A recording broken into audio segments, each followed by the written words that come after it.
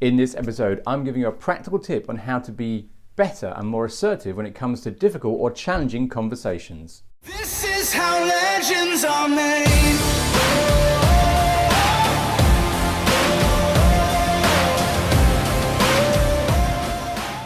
Hi there, and thanks for joining me in today's episode. My name is Ben Jackson, and as ever, I'm looking to provide kind of guidance, advice, suggestions, and real practical techniques that kind of help you kind of get you where you want to be, get you to do the things you've been planning to do that you've been putting off, and deal with any frustrations you've been having, and give you some real tangible techniques to get where you want to go. It's as simple as that, really. And today I want to just kind of give a theme of something that I think would be quite useful, and it's a bit of a practical tip, so I'm not sure how long this video will last, maybe quite short.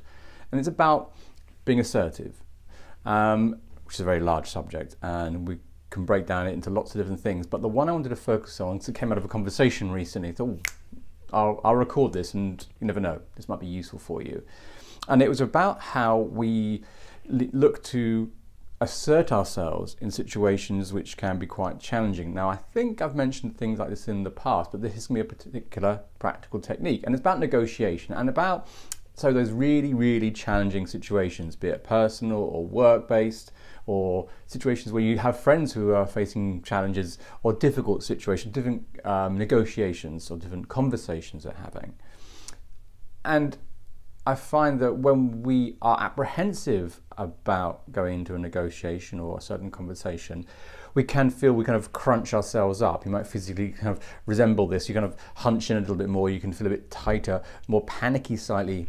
And in these situations, what can happen, we feel we're forced to respond or reply, or in some way feel that we need to kind of like reply in the minute, in that actual moment. And what I want to offer you today is actually just a reminder and something to kind of pull out of your head when you need it, is that if we're in a difficult situation or conversation where negotiations going back and forth, you don't have to respond in that moment. An exercise of assertiveness is to listen with compassion and respect, but also to be able to say, I hear you, thank you for what you said, I appreciate and understand that. I'm going to take on board all the ideas, and I'm going to come back to you with my thoughts and my responses within the next 12 or 24 hours, whatever you feel is appropriate. We can sometimes feel dragged into a conversation that is demanding an immediate response, and if we are uncomfortable with these situations, it's not our norm to, one, have them, we don't like them, or two, kind of are challenged to be assertive or trying to be more assertive and not too sure how to do it. One way to assert our place within this conversation is by taking this degree of control. Now, I have a slight issue with control. It sounds like it's controlling. It's not that. Control is to put ourselves in place for thinking about what we need and then finding a way to communicate that. A great way of doing that is to be able to say to the other person, I hear you, thank you, now I'll come back to you in 12 hours, 24 hours. The benefit of this, maybe it's obvious as you kind of think it through, is that we are creating some time, some distance to absorb what was said, consider our response, come up to how we're going to word this, and then obviously deliver it in the time frame we agreed, or maybe even sooner. It's buying your time.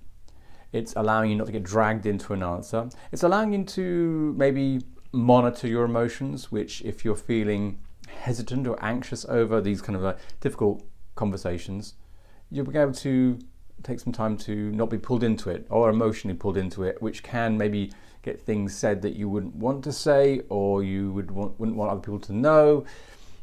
It just gives you that buffer. So from this, take this point.